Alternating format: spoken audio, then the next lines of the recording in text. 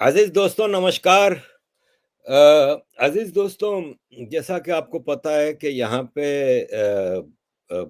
UK में ख़ास तौर पे, वैसे विदेश में भारत से बाहर हमारी बहुत बड़ी एक हिंदू कम्युनिटी रहती है। और आज से कुछ साल पहले तक मुझे भी ये शिकवा होता था कि इतनी कोई एक्टिविटीज़ नहीं होती, ख़ास तौर पे हमारी जो हिंदुओं की नई पीढ़ी है, उनको अपने धर्म, अपने कल्चर, अपनी हेरिटेज के हवाले से चीज़ें पता नहीं चलती। ज़्यादातर तो मैंने जब इन यूट्यूब वगैरह में आना शुरू किया तो मुझे मैसेजेस मिलने लगे कि हमारे तो बच्चों ने आज तक गीता तक नहीं पढ़ी। तो मुझे भी बड़ा झटका लगता था कि इस तरह तो हम खुद अपने धर्म, अपनी संस्कृति को ख़त्म कर रहे हैं। लेकिन अब पिछले कुछ सालों से यहाँ पे कुछ लोगों ने भरपूर एक्टिविटी शुरू की हैं। यहाँ पे यूके में रहने वाले लोगों का, खास तौर पे हिंदू कम्युनिटी है, वो बेनिफिट वगैरह लेती नहीं है। वो जॉब्स करते हैं, बिजनेस करते हैं और मतलब प्रोडक्टिव काम करते हैं। तो फिर यहाँ पे टाइम कंस्ट्रेंट होती है। इसके बावजूद कुछ लोगों ने टाइम निकाला, इसको अपना कर्तव्य समझ के, इसको अपनी रिलीजियस ड्यूटी समझ के कुछ लोग चीजें कर रहे हैं।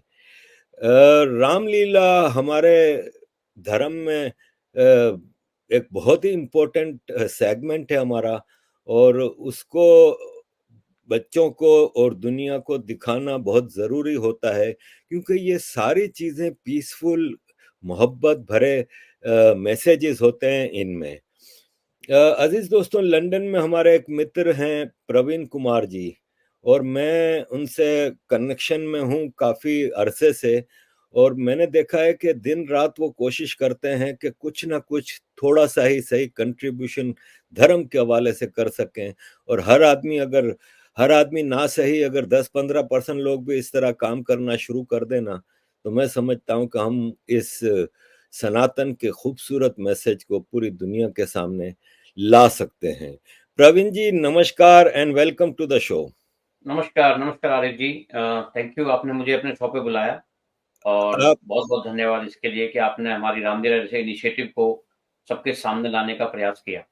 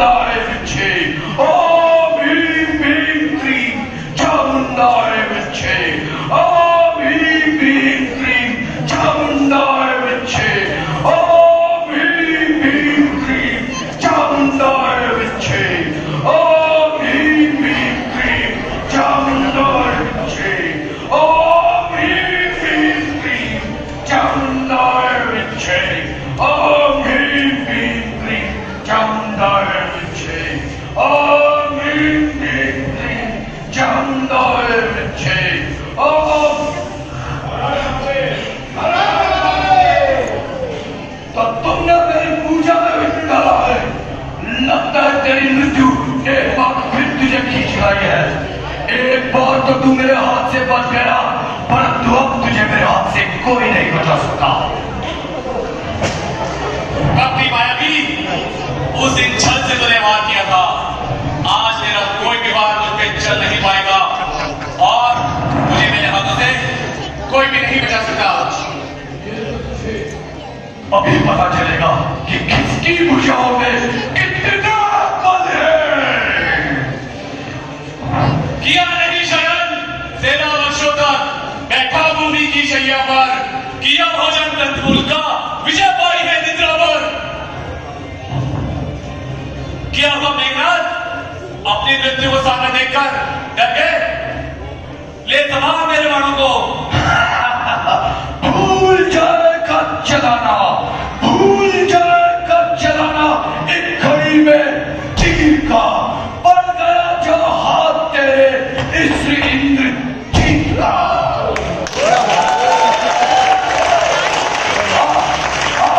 एक बार और तुझे मैं काल के ग्लास में भेजता हूं।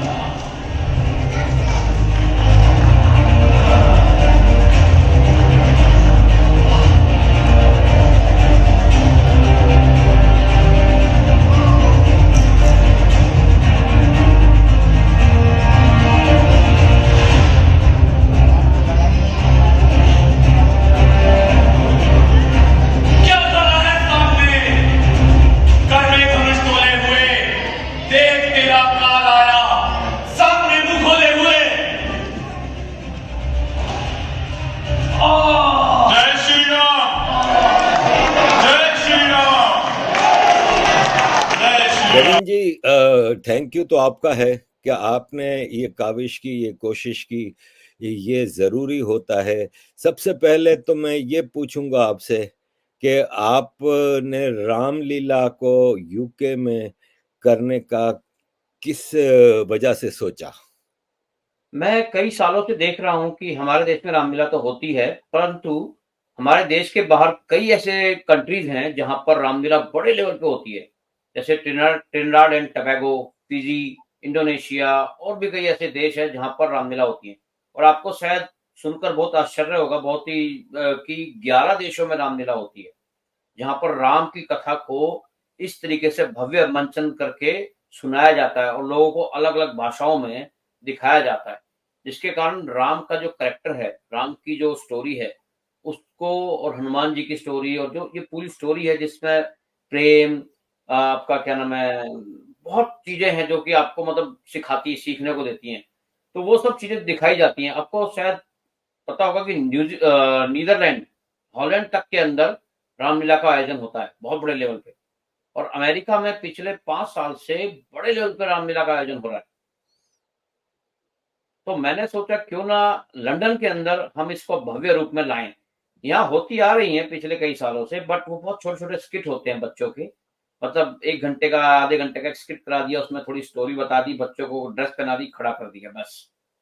प्रॉपर तरीके से डायलॉग्स और प्रॉपर एक स्टोरी को एक ड्रामे के रूप में प्रस्तुत करना, सभी एक्टर्स के डायलॉग्स, उनकी कथा को प्रॉपर्ली, एक-एक सीन को प्रॉपर्ली डिज़ाइन करना, वो नहीं हुआ था अब तक। तो हमने इसको, जैसे इंडिया के अंदर तो 9 दिन की रामलीला होती है, दशहरे से पहले, बट हम 9 दिन यहाँ नहीं कर सकते थे। तो हमने सोचा क्यों ना उसको काट कर 2 दिन का या 3 दिन का बनाया जाए और सभी जितने भी पार्ट्स हैं उसके रामलीला के, उनको छोटे-छोटे सीनों में और अच्छे से भव्य मंचन के तौर पे दिखाया जाए। तो ये हमने प्रस्तुत किया है यहाँ पर।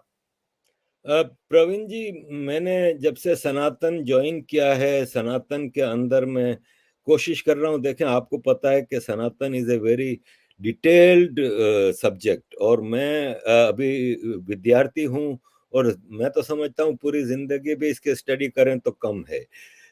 मैंने शुरू से ही अपने आप को मर्यादा पुरुषोत्तम राम जी का भक्त समझता हूँ, और मुझे राम जी का कैरेक्टर जो है वो बहुत ही ज़्यादा पसंद है, क्योंकि उसमें हर चीज़ है। एक अच्छे बादशाह का रूप है, एक अच्छे शौहर का रूप है, एक भाई का, एक बेटे का, एक दोस्त का, पब्लिक के हवाले से उनका जो वो है। तो रामलीला में आपने, एक तो मेरा ये दुर्भाग्य है कि आपने मुझे भी दावत दी थी, लेकिन अपने फैमिली मैटर्स की वजह से मैं इसमें आ नहीं सका। लेकिन जो वीडियोस मैंने देखी हैं आपके यूट्यूब चैनल पे और दूसरी जगहों पे, it was such a wonderful show. तो मुझे ज़रा ये बताइए कि इसमें कितनी हद तक डिटेल्ड आपने राम जी की पर्सनालिटी को एक्सपोज किया है? देखिए, रामलीला एक बना बनाया एक कथा है, मेनली पूरे इंडिया के अंदर, पूरे भारत के अंदर नहीं, पूरे दुनिया में कई देशों में, जैसे मैंने बताया आपको, कई देशों में इसका मंचन किया जाता है। तो इसकी एक बनी बनाई कथा है जिसमें आपको कई चीजें जोड़ी जाती हैं, क्योंकि आप शायद जानते होंगे सनातन के अंदर बहुत सारी कथाएं हैं जो आपस में जुड़ती हैं और बहुत सारे लोगों को उन कथाओं के बारे में नहीं पता है। तो क्या होता है कि वो सिर्फ एक छोटी-छोटी चीज़ों को पकड़ लेते हैं और उन चीज़ों के ऊपर उल्टी-सीधी बातें बताते हैं कि यार राम ने ऐसा किया, इसने ऐसा किया, उसने ऐसा किया।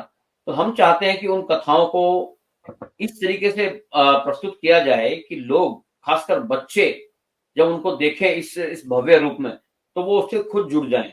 वो हर स्टोरी को खुद जानने की कोशिश करें और उनको भी हम छोटे-छोटे रोल में इन चीज़ों में जोड़ते हैं। जब वो आके उन रोल्स में आते हैं और उन चीज़ों से जुड़ते हैं इस कहानी से, तो वो खुद इन कथाओं के बारे में जानना चालू कर देते हैं। जैसे कि अभी एक मेरे मित्र हैं धवल, धवल ठक्कर, उनका बच्चा है 2 साल का। वो मतलब उसको पता नहीं था, लेकिन उसने जब से रामलीला देखी है, वो जब से हर फ़ोटो पे जाके हनुमान दादा, सीता माता, राम जी, सबके फ़ोटो को देख-देख के बता रहा है और वो हर चीज़ को डिटेल में पढ़ रहा है। हमने इसके साथ-साथ एक किताब भी बनाई रामलीला के ऊपर और उसमें हमने जितने सीन हमने दोहराए हैं, उन सीन्स को इंग्लिश में प्रॉपरली लिखा है और वो किताब हमने डिस्ट्रीब्यूट भी की है लोगों को, ताकि बच्चे जो देख के गए हैं यहाँ पर विज़ुअली, उसको जब किताबों में पढ़ेंगे, तो वो उस चीज़ को समझेंगे और उसको रिलेट कर पाएँगे। और वो किताब हम अभी हमारे पास और भी हैं जो कि हम डिस्ट्रीब्यूट कर रहे हैं लोगों को। यूके में किसी को चाहिए तो मुझसे कॉन्टैक्ट भी कर सकता है, हम उसको वो किताब दे भी सकते हैं। और नेक्स्ट ईयर अभी हमने इस साल थोड़ा-सा छोटे रूप में बनाया है इसको, तो इतना हम डिटेल में स्टोरी नहीं बता पाए हैं। हमने इसको इतना मतलब अच्छा भव्य रूप में बनाया है कि लोग उससे जुड़ जाएँ, देख के उसको उसको पसंद करें। अगर आप मेरे चैनल प्रवीण स्पीक्स यूके पे जाएँगे तो इसकी एक प्लेलिस्ट है पूरी, जिसमें हमारी रामलीला शुरू से लेके मतलब श्रवण कुमार की कथा से लेके रावण युद्ध तक पूरी कथा बताई गई है। जिसमें राम के कैरेक्टर को कि राम कैसे जाके ताड़का वध करते हैं, ताड़का जैसी राक्षसी को मारते हैं, जो वन में जो दबे कुचले लोग हैं, जो वन के लोग हैं, गरीब लोग हैं, उनको परेशान करती थी। तो उसको मार कर उसके साथ के अलग जो राक्षस थे, जो लोगों को परेशान करते थे, उनको लूटते थे। उनको मार के उनको मुक्त करते हैं। फिर अहिल्या जैसी एक तपस्वी है, तपस्विनी, उसका उद्धार करते हैं और उसके बाद जाके सीता स्वयंवर में जाके जो एक जीर्ण धनुष होता है, जो बहुत बड़ा विशाल धनुष होता है, जिसका दुरुपयोग किया जा सकता है, जिसको कोई मिसयूज कर सकता है, उसको तोड़ देते हैं ताकि कोई कोई ऐसा राक्षस, कोई ऐसा गंदा व्यक्ति उसको यूज करके कोई मतलब बड़ी चीज ना कर पाए, बड़ा विध्वंस या कहते हैं ना बड़ा डिस्ट्रक्शन ना कर पाए। तो वो उसको रोकते हैं। फिर उसके बाद वो खुद वन जाने की प्रण लेते हैं और जाके वन में पूरे 14 साल जहां-जहां पर लोगों ने गलत काम किए हैं, जो वहाँ के गरीब लोगों को, वन के लोगों को परेशान कर रहे हैं, अलग-अलग क्षेत्रों में जाके, वहाँ जाके उनसे मुक्त कराते हैं उनको और लास्ट में अंत में जाके रावण को मार के पूरे क्षेत्र को, पूरे आर्यव्रत को कहेंगे, उस टाइम आर्यव्रत मतलब कि बहुत बड़ा क्षेत्र था। उसमें भारत ही नहीं, पाकिस्तान जो आज के जैसे क्षेत्र में ईरान, इराक, यहाँ तक कि आपका मिडल ईस्ट तक पूरा इलाका उस क्षेत्र में आता था। वहां तक पूरा जो क्षेत्र था, पूरी जो एरिया था ना, उसको मुक्त कराया था उन्होंने आतताइयों से, जो राक्षस थे। राक्षस मतलब आप कहेंगे कि जो लूट-पाट करते थे, लोगों को लूट के उनका धन लूट लेते थे, उनको मारते थे। जो आज भी आप देख रहे होंगे आतंकवाद के रूप में या अन्य रूपों में प्रस्तुत है। तो उनसे पूरे क्षेत्र को मुक्त कराया था उन्होंने। तो वो चीज़ को हमने एक छोटे से रूप में प्रस्तुत किया, किस तरीके से राम जी जन्म लेते हैं, कैसे ताड़का को मारते हैं, धनुष तोड़ते हैं, फिर आगे जाके शूर्पणखा आती है। शूर्पणखा का सीन आप मेरे पीछे देख रहे होंगे। पीछे कितना मनमोहक हमने बढ़िया दृश्य बनाया है। और उसके बाद फिर रावण के भाइयों से खरदूषण से युद्ध करके पूरे क्षेत्र को मुक्त कराते हैं। फिर रावण उनकी पत्नी सीता को हर लेता है, मतलब हरण कर लेता है, किडनैप कर लेता है और उससे छुड़ाने के लिए जब वो जाते हैं तो हनुमान जी से मिलते हैं। हनुमान जी और उनकी सेना जो अपना सुग्रीव, वाली, ये इनको कहा जाता है बंदर। बंदर नहीं बल्कि वो वानर थे। वानर मतलब जो वन में रहते थे लोग। तो वो वानर जो वन में रहने वाले लोग थे, उनसे मिलते हैं, उनको इकट्ठा करते हैं, उनकी पूरी सेना बनाते हैं और जाके रावण पर आक्रमण करते हैं, जो कि उस टाइम का सबसे शक्तिशाली, सबसे ताकतवर राजा था। और उसका पूरा विध्वंस करके, उसको पूरा डिस्ट्रक्शन करके, वहाँ एक अच्छे व्यक्ति जो विभीषण जो आदमी था, उसको वहाँ राजा बनाते हैं ताकि वहाँ पर शांति स्थापित हो। ये पूरी कहानी को हमने रामलीला के द्वारा प्रस्तुत किया है। अजीज दोस्तों, आपको मैं ये वीडियोस दिखा रहा हूँ उस रामलीला की जो प्रवीण जी ने दिखाई थी और जो बनाई थी वहाँ पे। और जैसे कि प्रवीण जी ने बताया कि ये अभी इतने बड़े लेवल पे नहीं की गई, नेक्स्ट ईयर का प्लान इससे बड़ा है।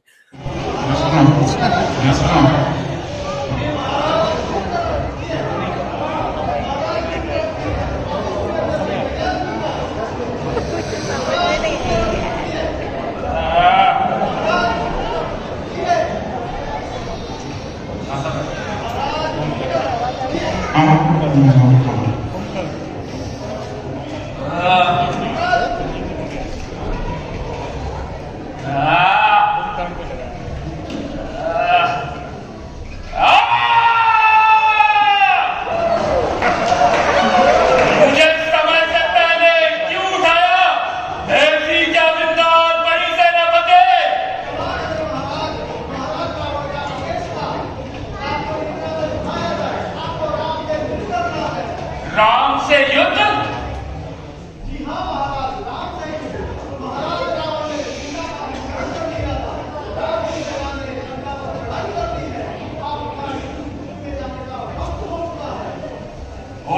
ये भ्राताश्री ने क्या किया?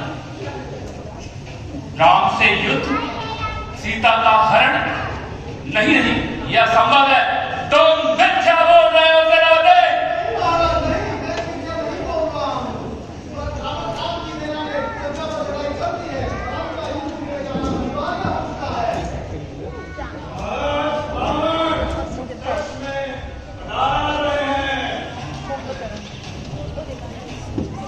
राम प्राताश्री। कुंभकर्ण, मेरे भाई, तुम्हें अभी रणभूमि में जाना होगा और राम से युद्ध करना होगा। महाराज रावण, आपको ज्ञात नहीं, राम स्वयं नारायण है और सीता मां जगदम्बा। मैं आपसे प्रार्थना करता हूं, आप माता जानकी को श्री राम को लौटाएं। कुंभकर्ण, मुझे उपदेश मत दो और मेरी आज्ञा का पालन करो। अगर आपका यही आदेश है तो मैं रणभूमि में प्रस्थान करता हूं, परंतु मेरी हाथ तो नारायण के हाथ, मेरी मृत्यु नारायण के हाथों सुनिश्चित है। कृपया मेरी बातों का संज्ञान ले। कुंभकर्ण, तुम अभी से भयभीत हो गए। जाओ, जाकर वापस हो जाओ। मैं भयभीत नहीं था श्री, परंतु नारायण से युद्ध कहां तक उचित है। कृपया युद्ध टाल दे। अब यह युद्ध राम की मृत्यु के साथ ही समाप्त होगा। जाओ, रणभूमि की तरफ प्रस्थान करो। जो आज्ञा दाता श्री। विजय भव।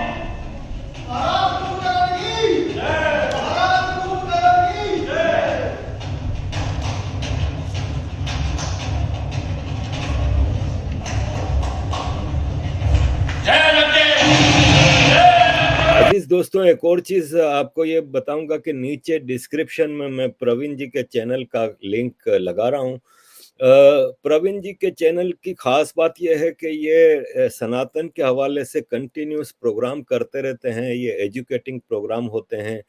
ऐसा मेरे साथ भी हुआ है कि चूंकि मैं सनातन में नया हूं तो मैं अक्सर प्रवीण जी से गाइडेंस लेता हूं और उनके चैनल पे काफ़ी इंफॉर्मेटिव सनातन के हवाले से चीज़ें होती हैं। तो चैनल को आप नीचे डिस्क्रिप्शन पे लिंक है, जाके लाइक कीजिए और देखिए, आपको वहाँ पे काफ़ी चीज़ें मिलेंगी। प्रवीण जी, आपके जो एक्टिविटीज़ हैं यहाँ पे यूके, उस पे आने से पहले एक छोटा सा एक विद्यार्थी के तरह से आपसे एक सवाल है मेरा कि हमें यहाँ पे जो सेक्युलर हिंदू हैं या कांग्रेस के भारत में जो हिंदू हैं, वो ये कहते हैं कि हमारे भगवानों ने अहिंसा का मैसेज दिया है हमेशा, और हम हिंसा और इन चीज़ों पे बिलीव नहीं करते। तो एज ए विद्यार्थी मेरा सवाल ये है कि राम जी का जो राज था वो शायद मैनकाइंड हिस्ट्री में इतना अच्छा राज किसी और का नहीं रहा, और उसमें हर इंसान, हर जानवर, हर चीज खुशल मंगल थी, सुकून से रहती थी। और उनका, तो मेरा सवाल ये है कि राम जी जैसा अहिंसावादी तो दुनिया में कोई नहीं होगा, तो फिर क्या जरूरत पड़ी राम जी को कि उनको एक युद्ध करना पड़ा और हिंसा की तरफ जाना पड़ा? देखिए, हिंसा मना नहीं की गई है आपके सनातन संस्कृति में।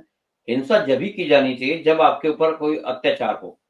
अब जब ताड़का, जैसे कि अब ताड़का पे उन्होंने हिंसा की। ताड़का एक नारी थी, ठीक है, महिला थी, और उसको मारना एक तरीके से गलत भी कहा जाता है। कई लोग कहते हैं कि, कई लोग इसकी बात बनाते हैं कि उन्होंने महिला को मारा, जबकि वो ताड़का एक ऐसी राक्षसी थी जिसने बहुत गरीब लोगों पर अत्याचार किए, उनसे लूटपाट की, उनका धन लूट लिया, उनके पैसे लूट के उनके घर तोड़ दिए, उनको मारा।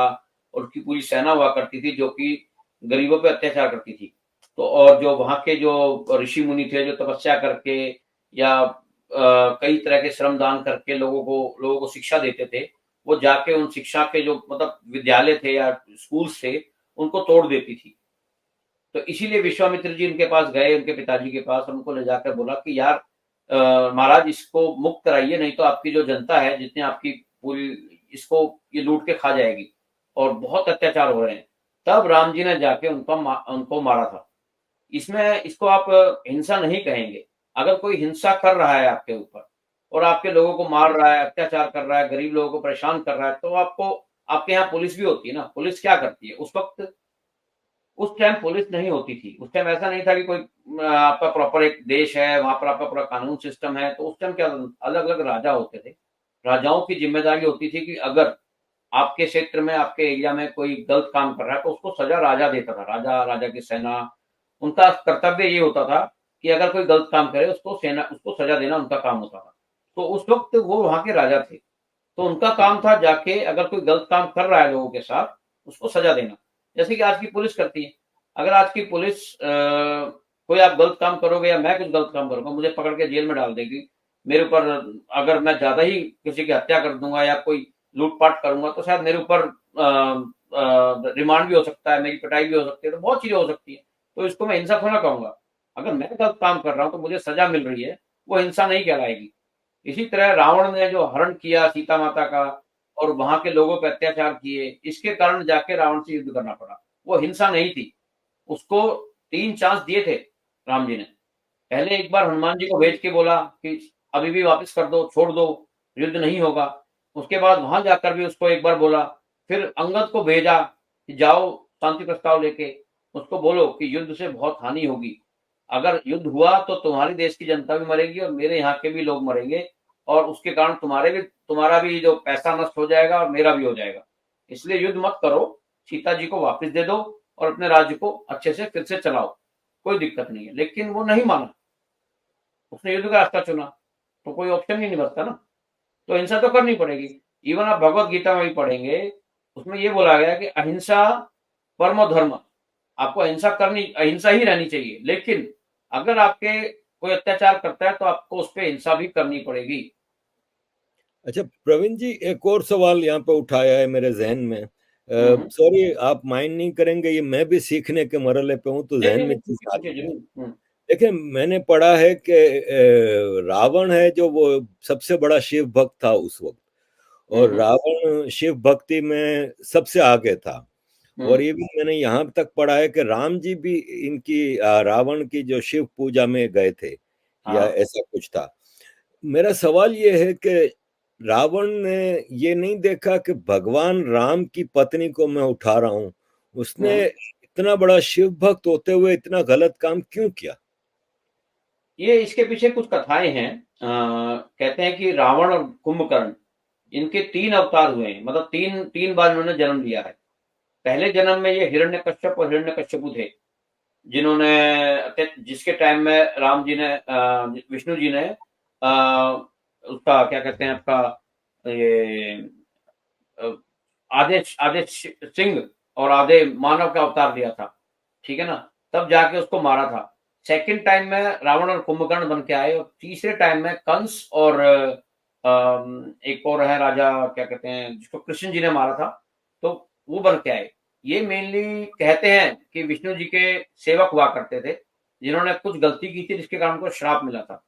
तो उनको श्राप में ये बोला गया था कि या तो तुम 7 जन्म तक राक्षस बन के रहोगे और अपनी जिंदगी पूरा जी के आराम से आओगे, या 3 जन्म में भगवान विष्णु के हाथों मार के वापिस अपने धाम में आ जाओगे।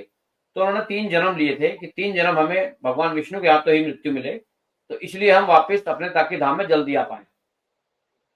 तो वही रावण कुंभकर्ण था। अगर वो नहीं गलती करता, क्योंकि वो ब्राह्मण रूप में था, अगर ब्राह्मण कोई भी, ब्राह्मण का मतलब ये होता है जिसने ब्रह्म को ज्ञान पा लिया है, जिसका काम है आके शिक्षा देना, परंतु अगर वो ब्राह्मण शिक्षा नहीं देता है तो वो ब्राह्मण नहीं कहलाता। तो वो शिक्षा नहीं देता था रावण किसी को, इसलिए वो ब्राह्मण नहीं था पूरा। लेकिन उसने ज्ञान अर्जित किया था, उसके पास बहुत सारा ज्ञान था जिसको वो आगे लोगों को बांट सकता था, जिसको वो आगे दे सकता था। इस कारण उसको ब्राह्मण का नाम भी दिया गया है। और उसको मारना ब्रह्म हत्या भी कहलाती है, और उस वक्त कहते थे ब्रह्म हत्या करना भी एक पाप है। तो वो उसने जब एक नारी का हरण किया, एक किडनैपिंग की, तो वो एक सबसे बड़ा पाप कहलाता है, वो एक सबसे बड़ा कहते हैं ना अपराध कहलाता है। तो उसकी सजा उसको मिलनी ही थी, और वो सजा उसको सिर्फ राम ही दे सकते थे या हनुमान जी दे सकते थे, जो शिव जी का रूप थे स्वयं। तो राम जी ने उसको मारा, तो वो वापस अपने धाम में गया। सही सही। अच्छा अजीज दोस्तों, ये एक और वीडियो मैं आपके साथ शेयर कर रहा हूँ। बड़ी खूबसूरती से ये बनाया गया था यहाँ पे, और काफी मुझे दूसरे दोस्तों का भी मैसेज आया कि ये एक बहुत जबरदस्त प्रोग्राम था और इस तरह की चीजें होनी चाहिए। अरे क्या समाचार लाए नगर से? अरे कुछ तो बोल। आज तेरे जिम्मा को साफ सुनने आए क्या? अरे चंचला कुछ तो बोल। अरे राम लक्ष्मण भरत शत्रुघ्न सब सकुशल तो है? तुम्हें नहीं पता कल राम को राजा बनाया जा रहा है। क्या मेरे राम को राजा बनाया जा रहा है? ये तो बड़ी प्रसन्नता की बात है। नाना कहे कही रानी, नाना ये प्रसन्नता कैसी प्रसन्नता? भरत को निहार भेज के राम को राजा बनाया जा रहा है। अरे निर्हार, ऐसे अवसर पर तो उत्सव मनाया जाता है, मंगल गीत गाए जाते हैं। मैंने रानियों में ऊंच नीच की भावनाएं देखी है, सारा संसार देखा है। इस अशुभ घड़ी में तुम ऐसी बात कर रही हो? चुप बाबे, घर में ठिकाने वाली बात रहेगी तो तेरी जिम्मा में मैं आग लगा दूंगी। तुम बाबे कह रही हो? मैं तो तेरे हित की बात कह रही हूँ रानी, मैं तो तेरे हित की बात। मैं दासी हूँ, दासी बच के रह जाऊंगी। तू तो राजमाता बन सकती थी, तू बस रानी बन के रहेगी, रानी बन के। अरे ओ अच्छा, तेरी बातें तो मेरी समझ से परे है। आएगी रानी आएगी, जब तू रानी से दासी बन जाएगी मेरे जैसी।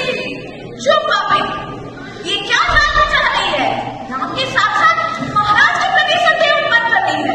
मैं महाराज के मन की रानी हूँ, उनके कारण ही इस सुख वैभव और राज्यों की अधिकारी हूँ। और राम तो मेरी आंखों का तारा है, उसके लिए तो मैं सौ मैं क्या दूं? इस राम के तो गुणगान गा रही है। अरे रानी वो तो ऐसा नहीं रहेगा, वो तो बदल जाएगा राज मिलने पे।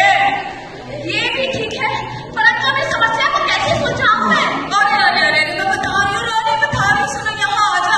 तुमने राजा दशरथ जी की जान बचाई है और 2 वचन जो लिए थे, याद है तुम्हें वो? हाँ याद है। बस वही 2 वचन मांगने का समय आ गया अभी।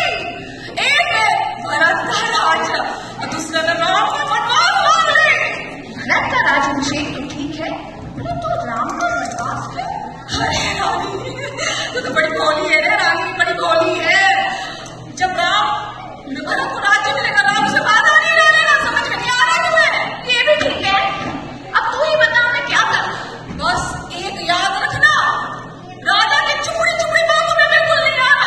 अपने वचन पे बस कायम रहना, बस कायम रहना। नहीं, कदापि नहीं, राम को तो वनवास जाना ही होगा। बस रानी, फिर तो तेरी जीत होगी रे, तेरी जीत होगी रानी। अब मैं अपने गोथों में जाती हूँ और स्त्री चरित्र का जाल में जाती हूँ। तेरी जीत होगी रानी, बस तेरी जीत होगी। देखिए, हिंदुओं का यहाँ पे जो भी फेस्टिवल मनाया जाता है, जैसे अब हम दिवाली की तैयारी कर रहे हैं, बड़ा पीसफुल होता है, इंक्लूसिव होता है, प्रेम से भरा होता है, रंग होते हैं, कलर होते हैं, म्यूजिक होते हैं, डांस होता है, सब कुछ होता है। बड़े एक सोफिस्टिकेटेड और मैनर के साथ चीजें पेश की जाती हैं। ये एक और वीडियो आपके सामने पेश कर रहा हूँ। प्रवीण जी, आपके जो एक्टिविटीज हैं इस पे आता हूं मैं, कि आपने जैसे ये रामलीला की, इससे पहले भी कई चीजें मैं देखता रहता हूं कि आप दोस्तों के साथ मिलके करते रहते हैं। क्या आगे का क्या प्रोग्राम है? और आप चूंकि यहाँ पे सटन के इलाके में होते हैं, तो क्या आपके लिए आपका ये प्रोग्राम सिर्फ सटन की हद तक होता है कि दूसरे इलाकों का भी आप सोच रहे हैं? नहीं, हमने ये सटन फ्रेंड्स नाम से एक संस्था चालू की थी आज से 6-7 साल पहले, जो कि हमने मतलब ऐसे ही दोस्तों ने मिलकर स्टार्ट किया था इसको। और हम सोच रहे थे कुछ छोटे मोटे प्रोग्राम करेंगे। हमने नया साल, दिवाली और कुछ ऐसे आयोजन किए छोटे छोटे, जिसमें हमने छोटे छोटे बच्चों को सांस्कृतिक प्रोग्राम बनवाए, डांस करवाए, थोड़े छोटे छोटे स्किट करवाए। फिर हमको लगा कोविड पीरियड आया, तो हमने सोचा कोविड पीरियड में कुछ करना चाहिए। तो उस वक्त हमने कुछ इनिशिएटिव स्टार्ट किए, जैसे कि वॉकिंग। तो हम सभी लोग दूर दूर एक दूसरे से थोड़ा दूर दूर रह के वॉक करने जाते थे, ठीक है। प्लस हमने क्या किया, इंडियन वेजिटेबल्स जैसे टमाटर हैं, आपके घिया है, पेठा है, बहुत सारी चीजें हमने खुद ग्रो करनी चालू की अपने यहाँ, और उसके मल्टीपल पौधे बनाए और उनको डिस्ट्रीब्यूट किया पूरे सटन में लोगों को।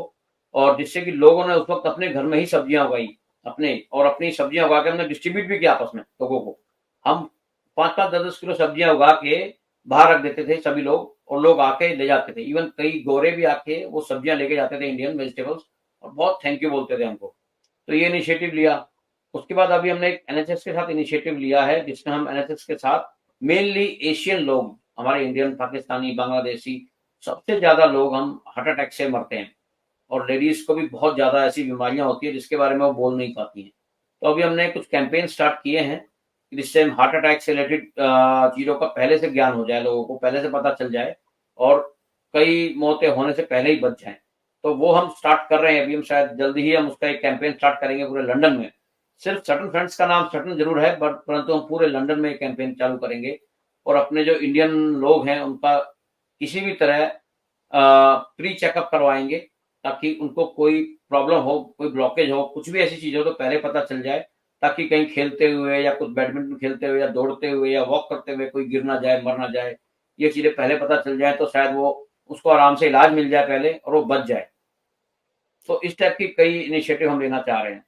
प्लस आपने देखा होगा, मैंने अपना चैनल भी बनाया था प्रवीण स्पीक, जिसपे मैं हिंदू धर्म के बारे में कई चीजें प्रोग्राम करता था, लेकिन बीच में मैं 1 साल से इस रामलीला के बारे में लग गया कि मुझे क्यों ना एक रामलीला का भव्य मंचन किया जाए लंदन के अंदर। तो 1 साल मुझे लगा इसको पूरे प्रोग्राम को लिखने में, इसको पूरा डिजाइन करने में, इसके पूरे सीन, इसकी पूरी स्क्रिप्टिंग, सारे एक्टर सेलेक्ट करना, उन एक्टर्स को पूरा प्रैक्टिस करवाना एक एक सीन को, फिर उसको पूरा सेटअप करना, उसकी बुकिंग करना, ये पूरा मंचन करना, इसमें 1 साल लग गया मुझे करने में।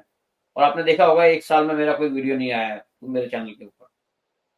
तो ये 1 साल लगा इसको करने में। अभी हमारा प्लान है कि हम कुछ ऐसी स्टोरीज पे काम करें, जो सनातन धर्म में कुछ ऐसी स्टोरीज है जिन पे सबसे ज्यादा अटैक होते हैं। जैसे कि राम के ऊपर भी कई अटैक होते हैं, और भी कई कहानियां, कृष्ण जी की कितनी रानियां थी, ये था वो था, और गणेश जी के ऊपर और हनुमान जी के ऊपर बहुत अटैक होते हैं। तो अब हम उनको जोड़ते हुए वैदिक कहानियों के ऊपर कुछ ऐसे छोटे छोटे प्ले बनाने वाले हैं इसी भव्य रूप में, जिनसे कि बच्चे भी जुड़े, जिनसे लोग भी जाने। बहुत सारे ऐसे लोग हैं जिनको पता ही नहीं उन स्टोरीज को, लेकिन अगर आप किताब दे दोगे पढ़ने को, कुछ है और दिखा दोगे, तो वो शायद पढ़ते नहीं है और उसको समझते भी नहीं है। तो हम चाह रहे हैं उसको इस तरीके से लाया जाए कि बच्चे उसको अच्छे से देखें और वो सीखें और वो खुद जुड़े उन स्टोरीज के साथ। तो ये हम आगे करने वाले हैं। प्रवीण जी, बच्चों की शिक्षा के लिए ये बहुत जरूरी है जो आप कर रहे हैं। मेरा सवाल ये है कि सनातन की एजुकेशन बच्चों में लाने के लिए बहुत जरूरी चीज है। तो क्या रेगुलर बेस पे आप सनातन एजुकेशन फॉर यंग चिल्ड्रन भी कोई चीज कर रहे हैं या करने वाले हैं? नहीं, जैसे अभी पूरे लंदन में बहुत सारे संस्था चल रही हैं जो कि आपको इस टाइप की एजुकेशन देती हैं, बट अभी प्रॉब्लम ये है कि यूके की एजुकेशन सिस्टम टोटली डिफरेंट है। यहाँ पर आपको ना compete करने के लिए बहुत तरह के कोर्सेज, बहुत तरह के अलग-अलग टाइप की एक्टिविटीज करनी पड़ती हैं। तो आप अगर ऐसा कुछ मैं चालू भी करता हूँ, तो उसमें बच्चे पार्टिसिपेट नहीं कर पाते हैं रेगुलर। तो हम उनको रेगुलर एजुकेशन एक इस फॉर्म में नहीं दे सकते हैं कि आप किताबों के थ्रू या उनको इस तरीके से पढ़ाओ, क्योंकि वो इससे कनेक्ट भी नहीं होंगे। और मुझे लगता है हम भी अगर बचपन से देखें ना, तो हमें कोई ऐसी रेगुलर एजुकेशन नहीं मिली है सनातन की, जिसके थ्रू हम उससे जुड़ जाएं। हमने भी क्या किया, रामलीलाएं देखी, अलग अलग तरह की कहानियों पे फिल्में देखी, जो कि आजकल बंद हो गई हैं। पहले क्या होता था, जितनी भी स्टोरीज हम देखते हैं, हम जो करते हैं, जैसे हनुमान जी की स्टोरीज थी, नारद जी की स्टोरीज थी, इनके ऊपर बहुत तरह की मूवीज बनती थी, और बड़े बड़े एक्टर, दारा सिंह, धर्मेंद्र, जीवन, ये जो एक्टर थे उस टाइम के, वो रोल किया करते थे, तो सभी लोग उनको बड़ा देखते थे। आजकल वो स्टोरीज आती नहीं है, आजकल ऐसी फिल्में बनती नहीं है। ना आपको कोई वैदिक कहानियों पर कोई स्टोरी मिलेगी, ना आपको किसी चीज पे कोई मूवी नहीं मिलेगी जिसमें कोई बड़े स्टार हो, जिसको लोग जाके देखें। तो वो सीखने के लिए आपको कोई ना कोई ऐसा मंच बनाना पड़ेगा जहां पर इस टाइप की एक्टिविटीज हो, और बच्चे जब उनको देखें और उससे ही सीखें। और वो जब सीखेंगे जब उनके कोई जानकार लोग, जाने पहचाने लोग, कम्युनिटी के लोग उसमें पार्ट लेंगे। अगर आप उनको कोई यूट्यूब का वीडियो दिखा देंगे तो वो उसको इग्नोर करके चले जाएंगे। लेकिन अगर उनके अंकल, उनके चाचा, उनका पापा, उनके भाई कोई पार्ट कर रहे हैं, किसी चीज में कुछ पार्टिसिपेट कर रहे हैं, उनके भाई का दोस्त कुछ कर रहा है, तो वो बहुत ही इंटरेस्ट से उसको देखेंगे। तो इस तरीके से आप उनको कहानियां दिखा सकते हैं, उनको जोड़ सकते हैं, और बाद में उनको धीरे धीरे उसकी किताब, उसी स्टोरी की एक किताब बना के छोटी सी उनको दे सकते हैं। जब वो उसको विजुअल रूप में देखेंगे, फिर उसको वो पढ़ेंगे भी कि ये विजुअल रूप में हुआ क्या, तब वो किताब को जाके पढ़ेंगे तो उसको जानेंगे। प्रवीण जी, आपका जो इतना ज्ञान है सनातन के हवाले से, ज़ाहिर है आपने स्टडी की है, चीज़ें की हैं, लेकिन आपको बचपन से ये माहौल भी तो घर में मिला होगा ना पेरेंट्स की तरफ से, जिसकी वजह से आपका बेस बना। तो आप यहाँ के पेरेंट्स को, एनआरआई इंडियंस जो हैं पेरेंट्स, उनको क्या मैसेज देना चाहेंगे कि वो अपने घर के माहौल को किस तरह ऐसा करें कि बच्चे अपनी ओरिजिन की तरफ खींचे? देखिए, सबसे बड़ा उसका इम्पोर्टेंस क्या है, अपने त्योहारों को, उनको भव्य रूप से मनाएँ घर में। और उनकी जो कहानियाँ हैं, उन त्योहारों के पीछे जो कहानियाँ हैं, उन कहानियों की डिस्कशन करें घर में, कि वो कहानियाँ क्या हैं। खुद भी जानें उन कहानियों को, उन कहानियों के बारे में घर में डिस्कस करें बच्चों से, कि राम जी, जैसे दिवाली है, दिवाली के बारे में हम जैसे रामलीला हम लेके आए, तो बच्चों को समझ में आया कि दिवाली क्यों मनती है। तो वो बच्चे इस स्टोरी को, इस बार-बार इस रामलीला को देखेंगे यूट्यूब पर, तो वो जाके समझेंगे पूरी कहानी को। अभी हमने रावण दहन करवाया यहाँ पर, हमारी एक संस्था है सनातन हिंदू कल्चरल सोसाइटी सटन के अंदर, उन्होंने रावण दहन किया। उसमें पटाखे लगा के, जब बच्चों ने आके पूछा रावण क्यों जलाया इतना बड़ा, तो उसके बारे में पूरी कहानी बताई जाएगी। जब बच्चे इन चीज़ों को देखते हैं तो वो पूछते हैं, और जब वो पूछते हैं तो हमें भी पढ़ना पड़ता है, पेरेंट्स को भी पढ़ना पड़ता है यार ये क्या है। और सबसे बड़ी बात है, जैसे कि अभी हमने दिवाली के अंदर एक प्रोग्राम स्टार्ट करने की सोच रहे हैं, जल्दी ही करेंगे स्टार्ट, कि हम जैसे क्रिसमस पर गिफ्ट दिए जाते हैं बच्चों को, सीक्रेट सेंटा, तो इस टाइप का कुछ दिवाली पे किया जाए। प्लस दिवाली की डेकोरेशन होती है बहुत तगड़ी। इंडिया में तो हम बहुत डेकोरेशन करते हैं, अलग-अलग तरह के सजाते हैं, पूरा घर सजाते हैं, और बच्चे ही ज़्यादा पार्टिसिपेट करते हैं। बट यहाँ पर आप देखेंगे तो बच्चे दिवाली को सजाने में पार्टिसिपेट बहुत कम करते हैं। ज़्यादातर माँ-बाप क्या करते हैं, 2 लड़ी लगा दी, 1 आधी बस मंदिर में थोड़ी मूर्ति ले आए, 2 दिए लगा दिए, पूजा कर ली, खत्म। लेकिन अगर आप बच्चों को उसके लिए ढालोगे, कि अगर तुम ये डेकोरेशन करोगे, तो एक कॉम्पिटिशन हो सकता है पूरे इलाके में, कि उस इलाके के कुछ लोग, बड़े लोग जाके देखें हर घर में जाके कि भाई बच्चों ने क्या डिज़ाइन किया, कैसा डेकोरेशन किया, और बच्चों को जाके कुछ इनाम दिया जाए, कुछ इस टाइप की चीज़ दी जाए, तो बच्चे खुद इंटरेस्ट से उसको करेंगे। और जब वो उसको इंटरेस्ट से करेंगे, तो वो उन कहानियों को, उन चीज़ों से जुड़ेंगे भी। तो इस टाइप की एक्टिविटीज़ करनी चाहिए। प्रवीण जी, एंड पे मैं आपसे यही पूछूंगा कि आपका मैसेज क्या है यहाँ के इंडियंस के लिए, हिंदुओं के लिए, कि किस तरह, आपको पता है आजकल हिंदुओं के ऊपर फिजिकल अटैक भी बहुत हो रहे हैं, और उनकी जो सनातन फिलोसॉफी है उसको मलाइन करने के लिए ऑनलाइन भी बहुत ज्यादा अटैक्स हो रहे हैं।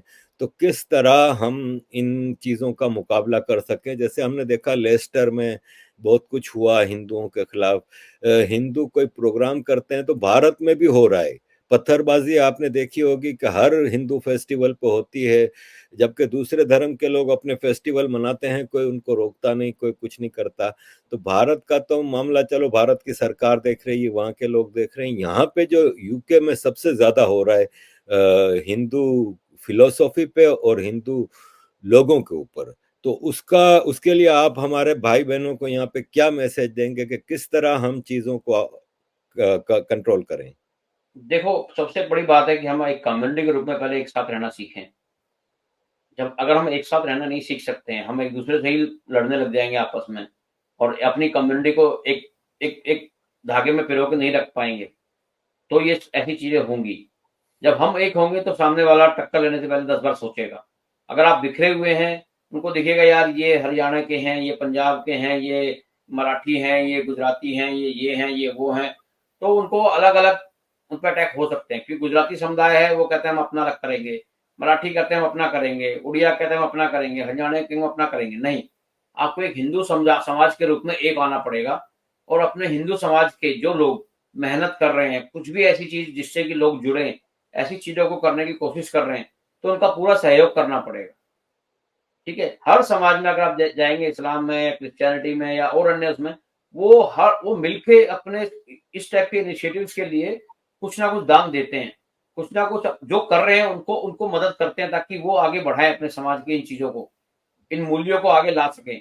बट हमारे समाज में ऐसा क्या होता है, हर छोटे-छोटे रूप में सब बँट गए हैं, और कोई दूसरे के इनिशिएटिव को या किसी चीज़ को हेल्प नहीं करना चाहता। इससे क्या होता है कि आप बड़े इनिशिएटिव, ग्रैंड लेवल पे जो चीज़ें होती हैं, जिससे कि इम्पैक्ट डाल सको आप पूरे समाज के ऊपर, पूरे इस देश के लोगों के ऊपर, वो नहीं कर पाते हो। स्पेशली हिंदू धर्म में इतनी चीजें हैं जिसको भव्य रूप से लाओ अगर सामने, तो उसका प्रभाव बहुत अच्छे तरीके से पड़ता है। लेकिन हम उसको, अब ये कहें कि हमारी एकता नहीं है, हमारे लोग सपोर्ट नहीं देते हैं, इसके कारण हम इन चीजों को अच्छे बड़े लेवल पे, ग्रैंड लेवल पे ला नहीं पाते हैं सामने, जिसके कारण उसका हम अच्छे से लोगों के सामने दिमाग पे छाप नहीं डाल पाते हैं। अब आप क्रिसमस को ही देख लीजिए, क्रिसमस का क्रिसमस ट्री और ये जो लाल टोपी है, इसको इतने तरीके से बढ़ाया जा रहा है कि आप इंडिया में देखेंगे आजकल हर बच्चा, इंडिया भी, पाकिस्तान, हर जगह क्रिसमस के टाइम पे लाल टोपी पहन के क्रिसमस ट्री लाके बैठा करना, ठीक है।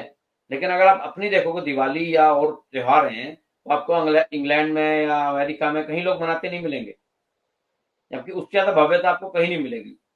तो अगर हम इस टाइप के भव्य आयोजन जो कोई लोग कर रहे हैं उनको सपोर्ट करें और उनके साथ एक हो जाएं और उसको इतना ग्रैंड बना दें कि यहाँ की सरकार, यहाँ के लोग भी उसके लिए कहें यार ये इतनी अच्छी चीज करते हैं, इतना बढ़िया हुआ है ये लोग, इनको इन पे कुछ नहीं होना चाहिए, तो वो आप अकेले नहीं पड़ोगे, आपके साथ ये लोग भी आके खड़े हो जाएंगे। प्रवीण जी, चलते चलते हमें दिवाली के हवाले से बताइए, क्या आपके प्लानिंग है, क्या कुछ हो रहा है लंदन में दिवाली के हवाले से? अभी दिवाली में आपके लंदन में बहुत सारे प्रोग्राम हो रहे हैं, बट हमने अभी रामलीला की है तो हम अभी कोई दिवाली का बड़ा आयोजन नहीं कर पाएंगे। तो हमने क्या किया है, अभी 25 नवंबर को सटन फ्रेंड्स, सटन के अंदर कौजल मंदिर में एक माता का जागरण करने वाला है। पूरी रात माता के भजन गाए जाएंगे और पूरी रात हम भजनों में नाचेंगे, गाएंगे माता के, और सुबह हम हलवा छोले का प्रसाद बांटेंगे, तो ये हम करने वाले हैं। और 6 जनवरी 2024 को सटन फ्रेंड्स अपना न्यू ईयर की पार्टी करेगा, और जो सटन में रहने वाले सभी लोग जो देख रहे हैं कृपया उससे जुड़िए, आइए। और नेक्स्ट ईयर इस रामलीला को हम और भव्य बनाने वाले हैं, जिसको हम अभी 2 दिन का किया है, अभी हम 3 दिन का करेंगे।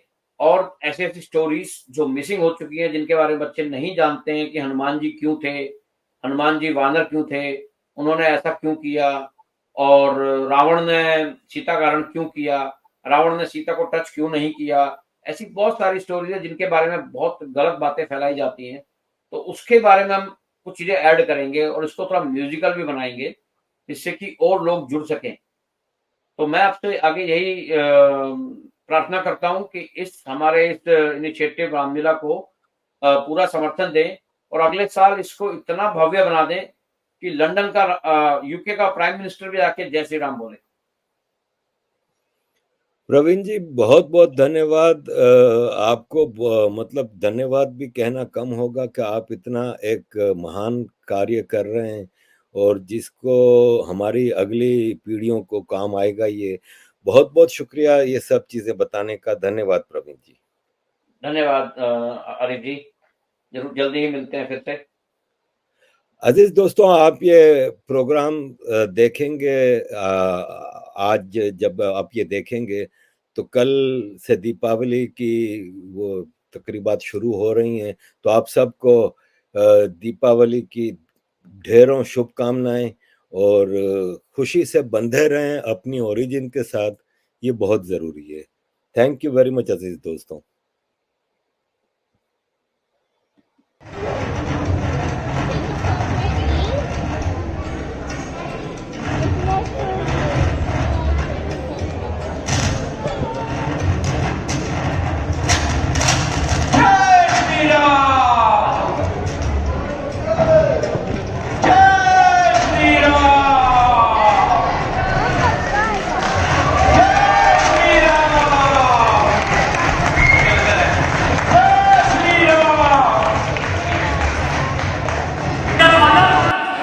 पिता के हत्यारे से प्रतिशोध तो एक तरफ, तू उसी का साथ दे रहा है। इससे तो अच्छा होता पानी हुई संतान ही मर जाता, आज उसकी आत्मा को इतना दुख न होता।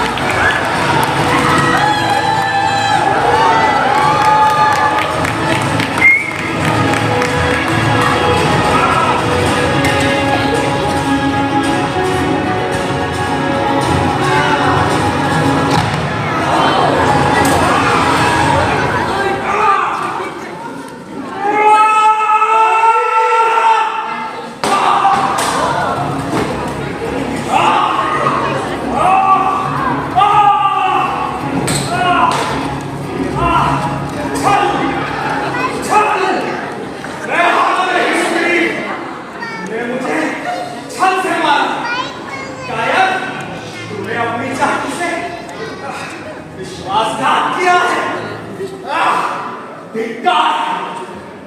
ये छल नहीं है वाली।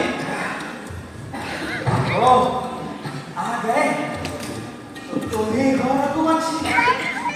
राम, परवाह करना गीता नहीं।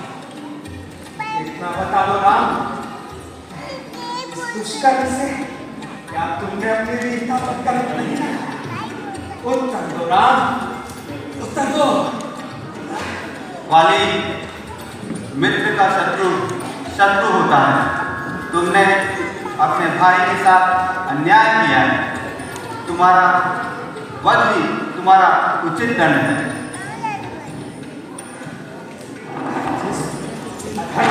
तुमने मेरी हत्या की, उसे इतिहास में कभी सही नहीं ठहरा सकोगे। तुमने मुझे मारा है। वाली, जिस धर्म और नीति की तुम बात कर रहे हो, उस धर्म और नीति का पालन तुमने स्वयं कभी नहीं किया। तो अपने भाई की पत्नी अपने अधीन रखी, उसका राज्य उससे छीन लिया। तुम्हें दंड देने के लिए हम प्रतिबद्ध थे।